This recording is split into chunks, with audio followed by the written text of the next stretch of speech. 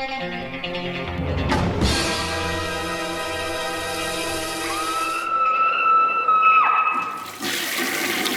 guys, what's up? It is week 302, and I have a few reviews for you. I don't think this episode will be too long, probably on the short end, but yeah, let's hop right into this. The first one up is from Dread Central, or Epic Pictures, and this is Woman of the Photographs, and this is a Japanese film.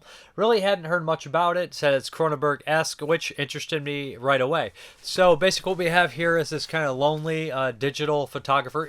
He's a photographer, but he mostly works on, digital After Effects and stuff like that. And he has a slew of regular customers that come in and ask him to do certain things, de-aging, fixing things up, changing people's appearance. And one day while he's out taking pictures, he's interested in insects and everything. Very Cronenberg, right? Seems like something, or Kafka or something like that. He finds this woman who's injured herself, and she's like kind of model influencer. And this influencer starts to kind of take a liking to him and starts to hang around his shop. And she had gotten this horrible scar for just instant before, like she met the photographer. So basically he kind of touches up her scar in a lot of her pictures, and over time she starts to realize that like she's kind of like being dropped by sponsors and people are losing interest, and she decides to post kind of the real photo. There's a lot of interesting stuff in here about, they say, body dysmorphia on the back, and I can see that. Yes, dysmorphia, exactly the definition of something is, it's not as it would appear. It doesn't look the same or whatever it appears, or size and everything. But the most interesting characters in the movie are actually some of the side characters. There's one girl who comes in and she has her picture completely changed to attract a mate, and she says people will remember what's in the photo. They'll remember the more positives when they think back on me. And it's just this weird kind of complex thought in the way she looks at things that I thought was very interesting. And not to mention that there's a character who comes in and gets these pictures touched up for like older people, and there's a really kind of heartwarming moment. Of course, the movie does have kind of like a horror bend and kind of like this weird kind of psychological twist to it, but it does say a decent amount about social media and influencers and your body image and who you are, and really, and what you appear to be, all that kind of stuff, which is, I feel like, is definitely modern, and I don't think it's going anywhere. I think these are a lot of questions that need to be, answered, and I think film is a good place to start looking at them and everything like that. So this is A Woman of the Photographs, a pretty interesting film, fairly well made, well acted, no real complaints. Now, I do like its subject and its ideas, but, they went to certain places, but I feel like they could have dived in a little deeper. It's not exactly the most... It has a body horror element, of course, that makes some cringe stuff, but it's not incredibly extreme or anything like that. It's fairly approachable, although bizarre at the same time. That is Women of the Photographs. Okay, the next one is the American release of Knockabout. Now, Knockabout's from Arrow Films here, and this was originally put out by Eureka over in the UK, and this was a region-locked release. This is directed by Sammo. I covered it then, and this pretty much appears to be almost identical in disc. Almost all the same special features, except, of course, this one is locked Region A. Now, if you guys aren't familiar with this is directed by Sammo Hung. Sammo Hung is a martial artist and director. He's in a slew of films, Encounters of the Spooky Kind, One Eye Just Millionaires Expressed, a bunch of stuff. He's really, excellent and excels at this stuff, but he's kind of a supporting character here. Basically, this one follows kind of a typical kind of martial arts storyline here. We have two brothers who are kind of like these goofy thieves, and basically what they do is, in the very beginning, you see like their kind of scheme, which is excellent, how they get this, like, rip off this dirty Pawn Star guy and get a bunch of gold, more like 20 ounces worth of gold for not, like, whatever they do. It's really clever and smart, and they kind of trick the audience at the same time. But they kind of bicker back and forth and end up losing their fortune and having a run-in with a bunch of people. And they tend to get the beat up quite a bit. And then they run into this kind of master, this really tough guy, and he single-handedly beats the shit out of them. And they start to get an idea, maybe we can learn from this guy, become bullies, and then kind of abandon him and whatnot. And that's not exactly what happens. They first become students of this guy, and before long they realize he has a real dark side. At one point there's a couple goons that come looking for this master, and the goons are really kind of awesome and intimidating, and it's kind of unique because they suggest that there's like a homosexual relationship here. Now, there's two versions of the film. There's the Hong Kong version, which is like an hour and 45, and then the export, which is like an hour 30. And if you watch that in English, some of the words they choose are are definitely derogatory and it comes across cheesy. It's definitely a product of its time, and whoever dubbed it chose to use different words, yada yada yada, etc. But yeah, this is a fun film, and it has a couple dark moments which you really don't expect. Sammo Hung is kind of like this drifter that constantly is always bumping into the brothers and kind of coming out on top, taking advantage of them. He's kind of like a goofy kind of character, but he also has his own style of martial arts, so there's like a lot of training here and there. It's like I said, it's typical, but has like a goofy flair to it as well. Most all the Sammo Hung movies do, but at the same time, he's not really the star of it. But it has a dark side to it as well. It's a fairly entertaining movie. I enjoyed it. Enjoyed it the second time around as well. You'll recognize a couple of the characters here. This guy up here, he's in a slew of these martial arts films.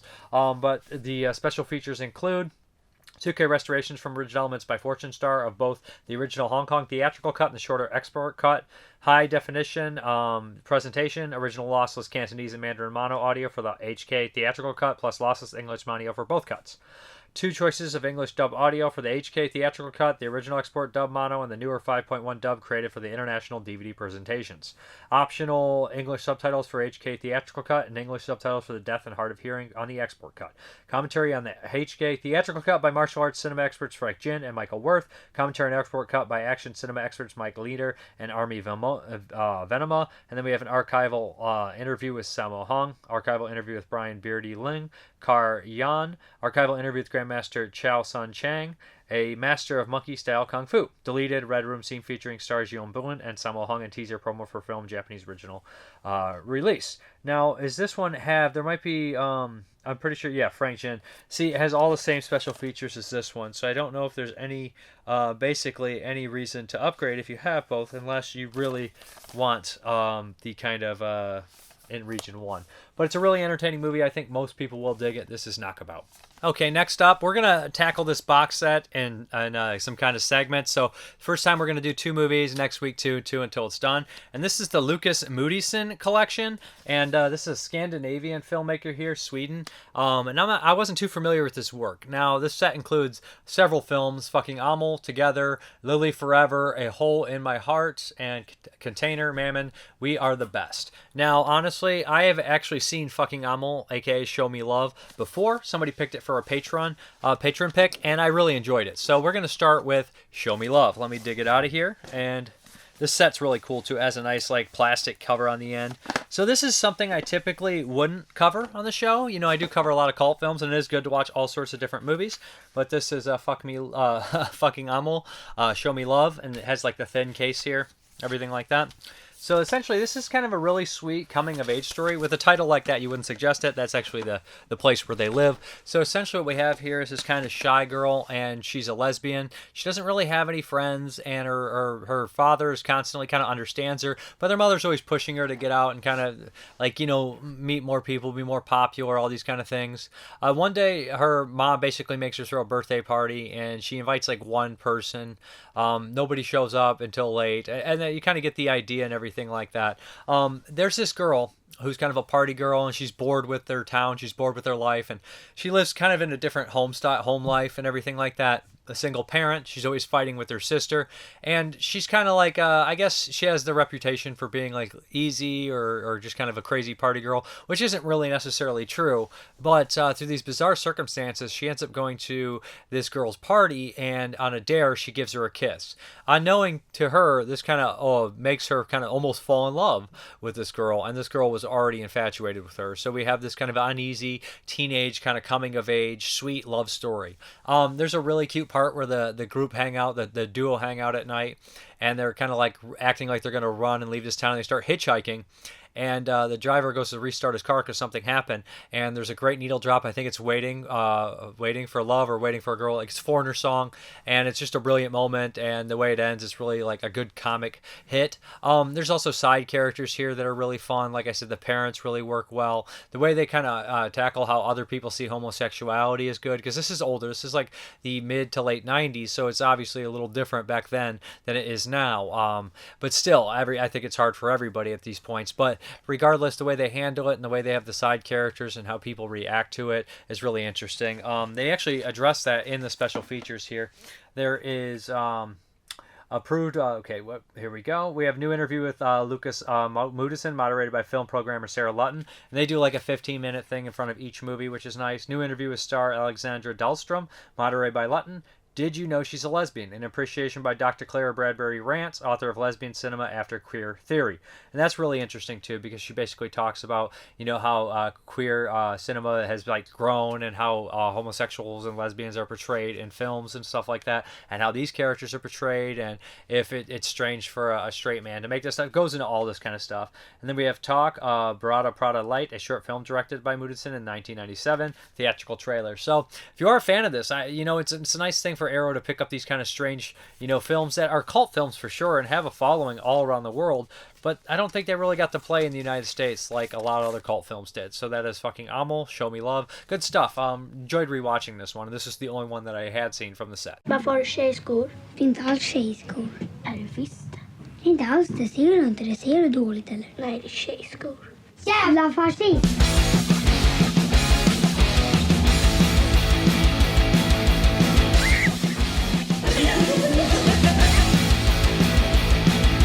Ja, när vi har gjort revolution. Ja, men då får vi se vem som skrattar då. Ja. Jag vill vara konstnär. Inte konst, men jag vill inte vara som alla andra.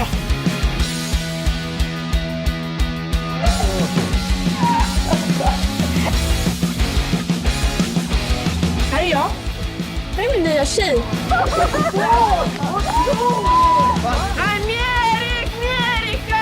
Jag velat det här, det är verkligen min dröm. Jag har alltid fantiserat om det här.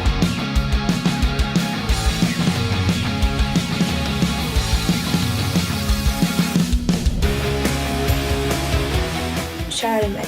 För you have a girl here? Girls are great. Girls are wonderful. Kommer du?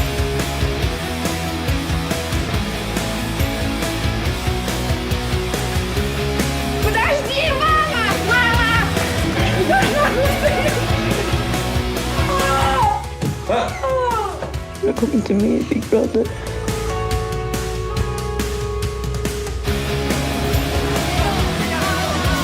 Vi är bäst. Ja, vi är bäst.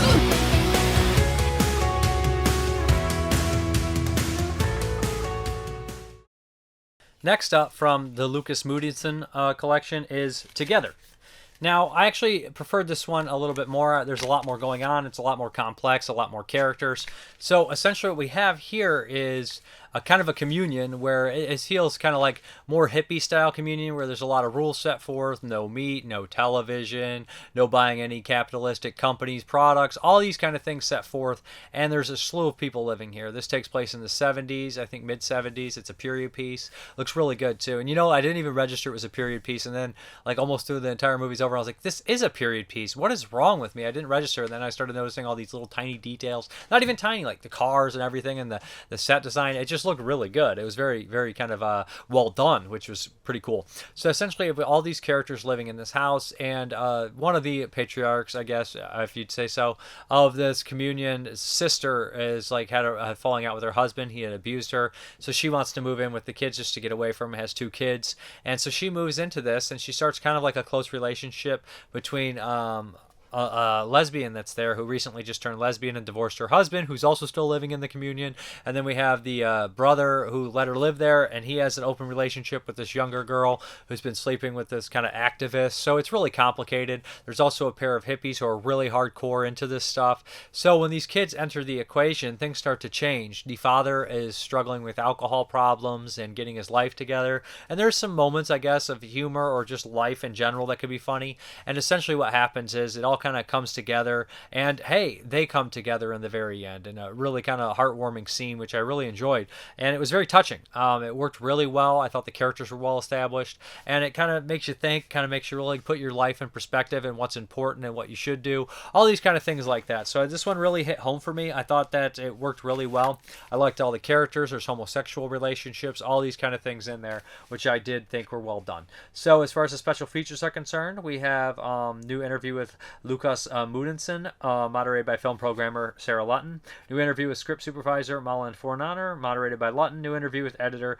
Mikhail Lechikowski, moderated by Lutton. Deleted scenes, theatrical trailer. So, yeah, if you're a fan of the movies, I would recommend this one. I think this one was a little bit better. I thought the period piece stuff looked really well done and all that kind of stuff. So, yeah, so next week I'll tackle a couple more. Okay, the next one is from 1983 and Vinegar Syndrome, and this is the Devonsville Tear by Ulli Lommel, who did stuff like Protzy and The Boogeyman and Tenderness of the Wolves. So, yeah, he originally got to start with Tenderness of the Wolves, directing it, working for Fassbinder. So, the Devonsville Tear is from 1983, like I said. This is one that I had never seen. It does have a couple familiar faces in here. Of course, it has Donnie Pleasance.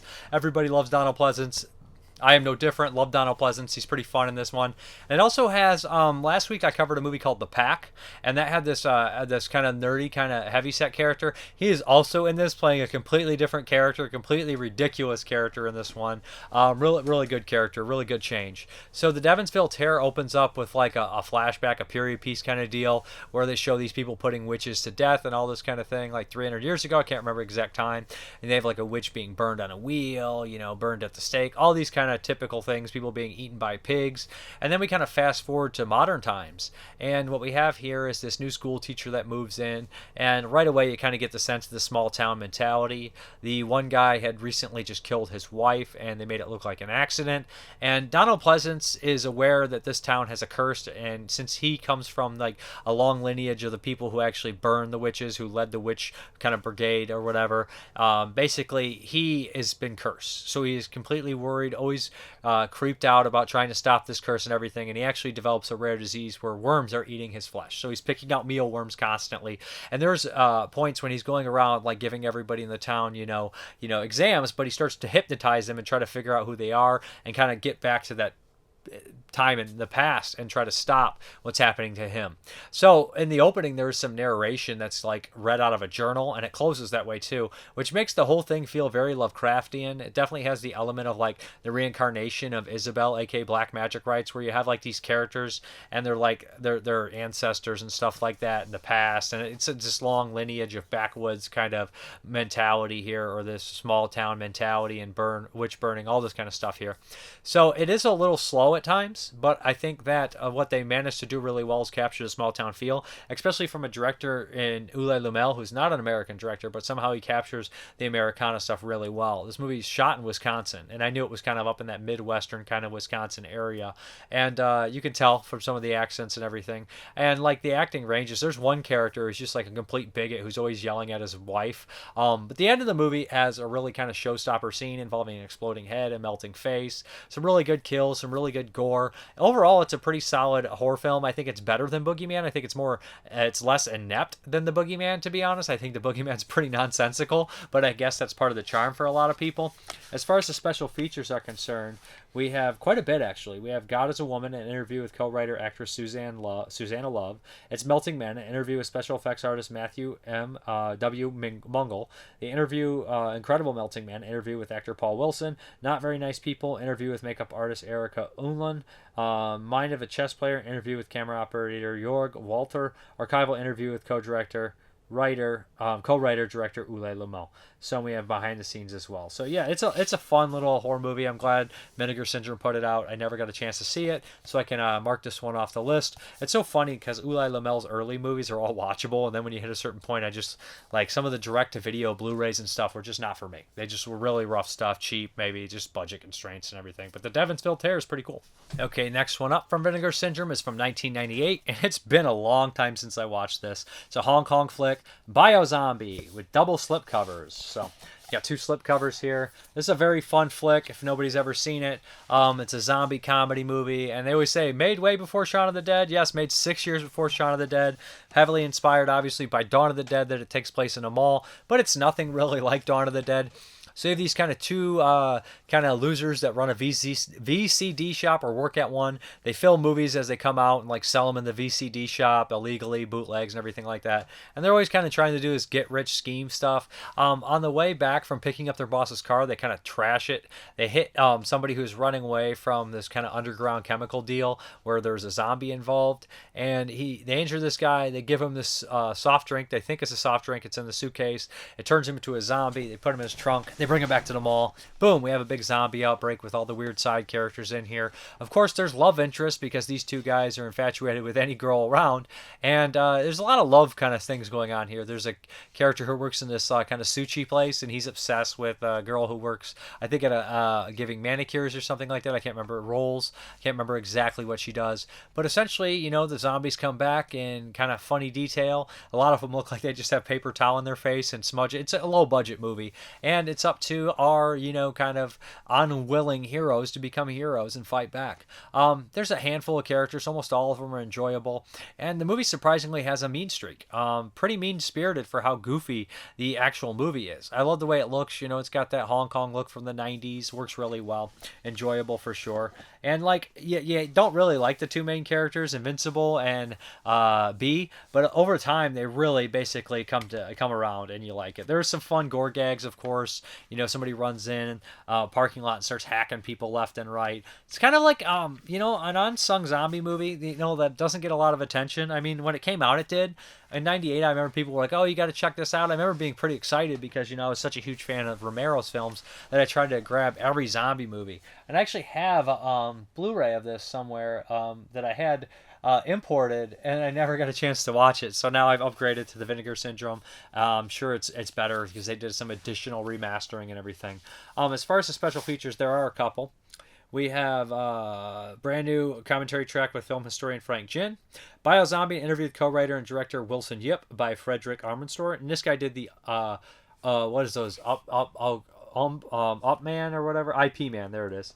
And then we have video games, Contaminated Lucizade and Human Sushi, a video essay by film historian Chris O'Neill. He kind of goes over the brief history of zombie movies and talks about this one as well. Then we have the alternate ending. Both endings pretty downbeat. Would recommend checking out Biozombie. It's a lot of fun. Nice to have a stateside release that looks this good, to be honest. It's well worth your time if you're a zombie fan.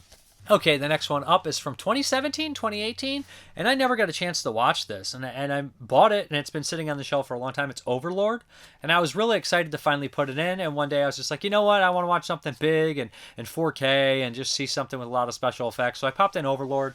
It's a World War II movie. It's kind of like a rewriting of history kind of style thing. We have a group of paratroopers going in, and they need to get this tower down, so basically the invasion of D-Day can go smooth because they need air support in this area, and this tower is behind enemy lines, so we have a group of, you know, paratroopers. I guess you call them paratroopers. I don't know the division names or whatever. Don't know if terms change from war to war on that. So this group of guys is gonna hop down and try to survive, but of course tragedy strikes. A bunch of them get killed even before they land, and it's like 3 or 4 guys have to stop the Nazis. They realize that there is something underneath this radio tower, and there's a lab, and there's lots of crazy experiments going on, including kind of zombies and super soldiers and all this kind of stuff. It really feels like a Captain America movie, comic book, like a more violent R-rated Captain America style thing. It's really entertaining in that aspect, and there's some real nightmare imagery, like when they kind of land and you see all these people that parachuted and got caught in trees and got hung, and they're just hanging there dead, and you're just like, wow. The action hits really good, like the shots when they have the shootouts and people get shot, really well done. The monster special effects are really solid. No real complaints except kind of a major one, and this kind of sucks because I don't think the acting's poor. It's just the characters are very one-dimensional. They're not bad. They're just bland, and I don't care about any of them. I just don't think they have much going on for them. The whole thing feels much like a video game. In fact, I would compare it directly to Frankenstein's Army, which came out a few years before. It has that kind of element of the Nazi experiments. The main bad guy's really good. I love what he turns into at the end. I think that was really cool. Kurt Russell's son is fine. Everybody's fine. Nobody's great, if that makes any sense. Nobody's amazing. Nobody's that great. It's just kind of bland characters doing, good actors doing bland characters and coming across the best they can. Yeah. That's all I can say about it. It's violent, it's gory, it's fun, it's fairly well paced. But yeah, it's not what I expected. I liked it. but I didn't love it. And, for the money this thing cost, it should have been a home run. It should have been a pretty easy win. But it's a win. It's a little bit more tough to win than I thought it was. It should have been it's just very easy to like, and it just wasn't as easy as I thought it would be to like. That's Overlord. Next up is from Umberto Lenzi in the late 80s, 89. And this is Nightmare Beach. That's right. Starring John Saxon, Michael Parks. I feel like there's somebody else in this one that I'm forgetting. Oh, not really. It's just Michael Parks and John Saxon. So this is kind of the late 80s Italian horror cycle, early 90s. Back around that time, like Film Mirage, Joe D'Amato's company was coming over to the United States, and they were making all these like American-Italian co-productions. And I think they were actually speaking on set, keeping the dialogue in and recording sound, which is rare. So essentially what we have here is during spring break in Florida, a motorcycle killer is going around picking off people that are partying, spring breakers. Now, everybody thinks it's the recently put to death leader of the biker gang, the Demons. Hey, that's right, we're talking about the Demons by Lamberto Bava. They even wear jackets with the Demons lettering on there. So everybody's thinking that possibly this guy didn't actually die, and he's come back, and he's burning everyone, because the way the killer carries out his implements is he basically has an electric chair in his motorcycle. It's really awesome. It's really over the top, but it's played fairly straight, to be honest. So essentially, we're thinking it could be the storyline of something like Shocker or Fallen or, the Horror Show, where it's like this guy's not dead and he's possibly supernatural, destroyer, all these kind of weird I've been put to death or have I kind of storylines. But of course, there's going to be some twists and turns, and maybe it is and maybe it isn't. John Saxon plays a crooked cop, and he plays a real big dickhead. He's good in it. Michael Parks plays a drunk coroner. He's good in it. Not even sure if he's acting. But yeah, there's a lot of fun moments on the spring break beaches. Wet t-shirt contests, concerts with really fun, catchy songs, a lot of kills, a lot of over-the-top electrocutions, which are worth time. And it will veer off and just like spend time with these side characters for a long time. There's this running gag with this prostitute. This prostitute in here is basically servicing all these people, and she's always making up these funny stories. And of course, there's a hotel manager who's sneaking glimpses and all that kind of stuff. It's just sleazy Italian style, like co-production with America. It's very enjoyable. This is the dumbest thing. It's not going to win any Academy Awards, but we all know that, right? And it's just a fun slasher movie. Late in the Italian horror cycle, late in the slasher cycle, but well worth your time if you like this sort of thing. I feel like it's a little bit more played straight, and the kills and everything are really decent. Now, Sam Deegan does a commentary on here, and she does mention that it does feel similar to a couple earlier Umberto Lenzi Gialli, and I would not argue that. One of the killer's motivation is not dissimilar. So yeah, that is Nightmare Beach, aka Welcome to Spring Break. Okay, one from 2021, and this is Sick. I can't remember who directed this. As Josh Hyams, the director Peter Hyams, he directed Alone a couple years back, which was the kind of survival horror film, which is really well made. Not my cup of tea, but really well directed. And this is written by Kevin Williamson. And right when you watch it, you'd be like, no shit. So this is a COVID movie, and it's kind of funny. You're watching it and you instantly date it. Like COVID's not going to go away, of course, but people just don't talk about it nearly as much as they used to during the time this was made. So like you're watching it and you're like, oh yes, this is very much a product of its time when it was made. So what we have here is a couple of girlfriends are going to go quarantine at this summer cabin, but of course there's a killer going around and they're targeting them. We don't know why they're targeting them, but we do see them in action earlier when they kill somebody in a kind of a really kind of elaborate, well-done way, very reminiscent of Scream. So essentially what happens is we have like a home invasion in the last 40 minutes or so, and we have three characters that have to deal with the killer. Now, there is a twist in here, and the killer's motivation is really well done. The gore is solid. It's all overall a really solid, just kind of slasher home invasion film. Now, it's not any different from anything else Kevin Williamson's ever done or anything else that really Hyams has ever done, but I think it's satisfying enough and well done enough, and it packs a couple punches and is self-aware enough to be interesting, to be entertaining. Now, it's not going to make a top 10 or anything for me, but I would recommend checking out Sick. It's on Peacock. You could do a lot worse. Okay, the Patreon pick is by Nick Mua, and this is Ali, Fear Eats the Soul, and this is by Fassbinder. And I've never covered a Fassbinder movie on here. I know he's super prolific, directed like 45 movies in like 10 years or something like that, and died very young in his early 40s or late 30s, 38, something like that. And yeah, this stars, what's the actor's name? the character who plays Ali, and he has a really interesting backstory with the director, and he has a really tragic end as well as the director. And when you watch this and then you look into the background, the context of the movie, it really kind of you can feel that sadness, you can feel that like that weird moments between them, all this kind of stuff in here. So essentially what we have here is a Moroccan who is working in Germany in the 70s, and he meets this older German lady, this widow, and they kind of start to form a friendship, and then it becomes more than that. And the movie is just kind of about people adapting in a place where nobody wants them, where there's this racism between everybody. And Germany, even though it is from Nazi Germany, it's no longer Nazi Germany, that racism and that hatred still is embedded in their society. So this character, Ali, he has to struggle with that. And it's just like, at first, it's really sweet and touching with the two characters kind of meeting, the older German lady, who's an excellent actress as well. And then over time, it gets really nerve-wracking and really depressing, and you can feel the stress eating at them, and you can just see their hearts breaking on camera visually. There's this really beautiful moment where they're kind of sitting at this, I believe it's a lot of the pictures in the movie you'll see, or some of even the cover art of the poster, where you see two of the couple sitting there in like a rainy kind of diner outside at like a table, and all the staff is watching them from a distance and just looking at them, because they're a relationship that shouldn't be. A young Arab character, a young Arab guy, and an older German woman. Everybody just assumes that she's dumb and he's using her for the money, and all this kind of stuff like that. And it kind of goes on, and it ends just kind of in a very slice of life way, but it gets its message across. You can feel the despair, you can feel the depression, and if you were to read about the lead actor, you would even be more depressed, and you could even feel more the despair. Now I got to give this movie Golden Glove hats off, because that's a period piece, and when you compare Golden Glove to this, which takes place in the 70s and everything, I believe it takes place in the 70s, you can just see the comparison and be like, wow, they did a really good job in recreating this kind of this look and everything like that. The acting in this is exceptional. It's really depressing, and it really works well. I think it's an excellent movie. I think it's wonderful. I think it's beautiful. I think it's sad. I think it's tragic. But yeah, that is Ali, Fear Eats the Soul. Great stuff. Okay, let's get into these questions, comments, concerns, all that stuff. Uzi Suicide 666. A top guys playing sleazebag list. Thomas Mulan, David Hess, Anthony Wong, legends. I would also add Telly Savalas. Onatologically, Steve, I received my Lenzi Milan box set 2 weeks ago, and I've devoured it. One of the best sets I've ever bought. I had a blast with it. Thanks for covering it, Dave. I really wanted to hear your thoughts on it.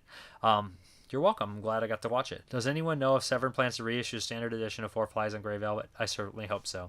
I'm not sure. I don't know what's going on with it. Zach Nolan, I want to see Creepers. I went to see Creepers in 1985. Half the way through the film, I realized I was the only one in the theater. That's funny. Nick Moore, Phenomenon, my second favorite Argento film after Suspiria. Still, Phenomenon introduced me to Dario's horror genius, so it always occupies a special place in my black little heart. Also, the cop is a Belgian actor. Who knew? Questions. Why do studios always cut up excellent movies, do you think? Because the people at the studios don't think you can sell the movie to a certain audience, so they cut it up. Happens all the time. What was the first Argento film you saw, and did you know then you'd always love his work? That's tough.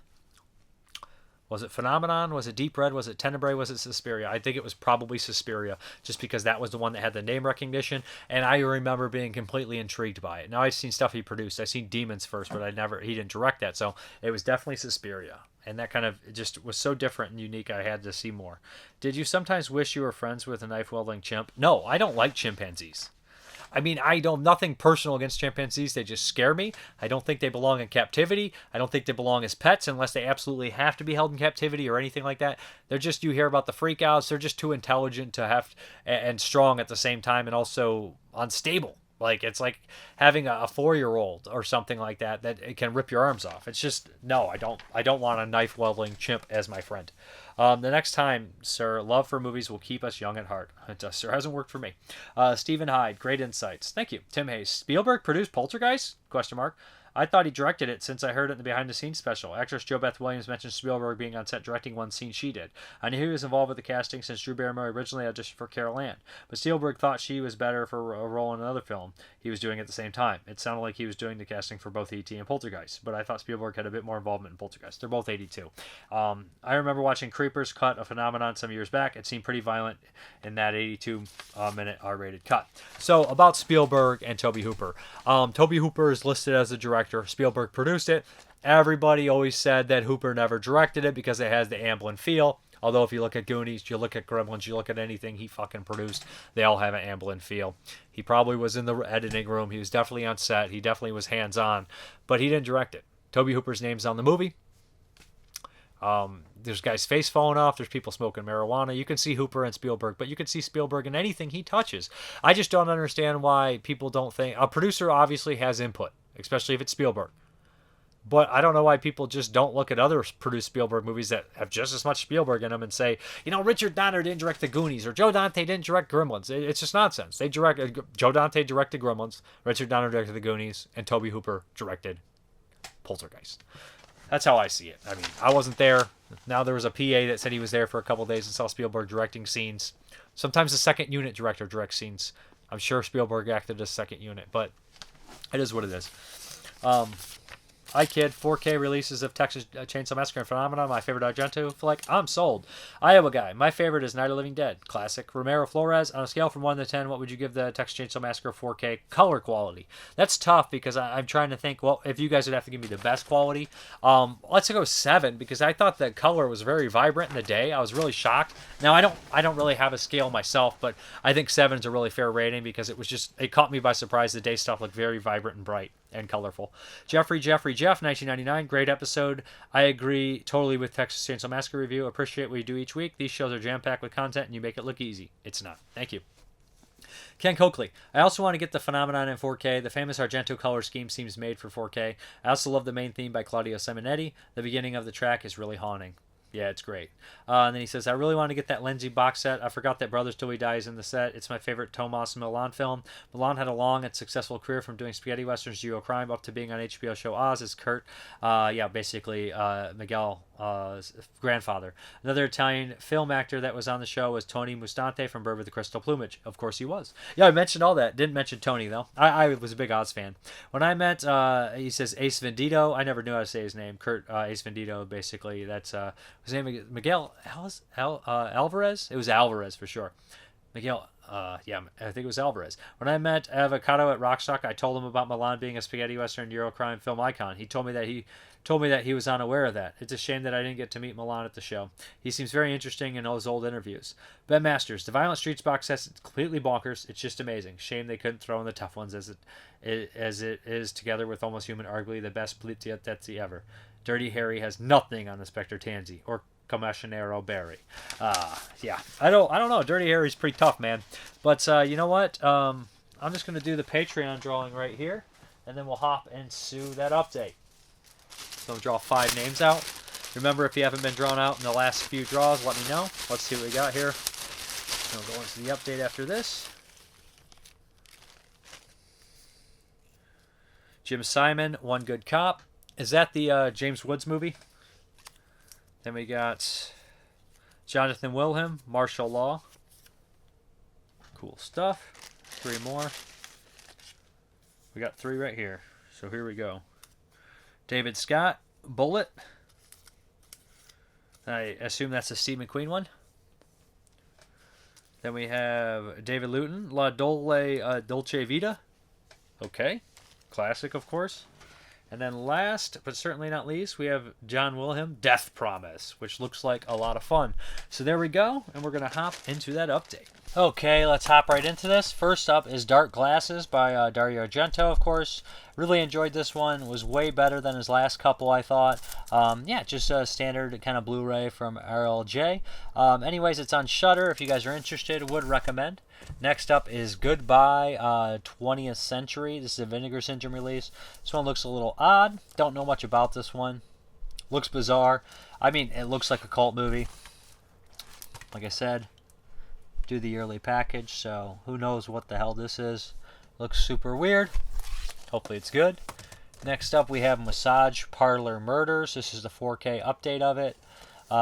This one I remember liking. I have not watched since the Blu-ray, but yeah. Pretty gnarly cover art. A lot more explicit than I remember the movie being. But hey, what do I know? Maybe my memory's bad. But I'm sure they cleaned this up really well. Great cover art. Next up we have Deep Undead from Saturn's Core. There's a new reason not to go in the water. Okay. Nowadays it's probably just bad. There we go. Saturn's Core puts a lot of these SOV movies out. And that cover art's pretty crummy. But hey, SOV cover art was never known to be amazing all the time. It's just sometimes. And then we have Thrust,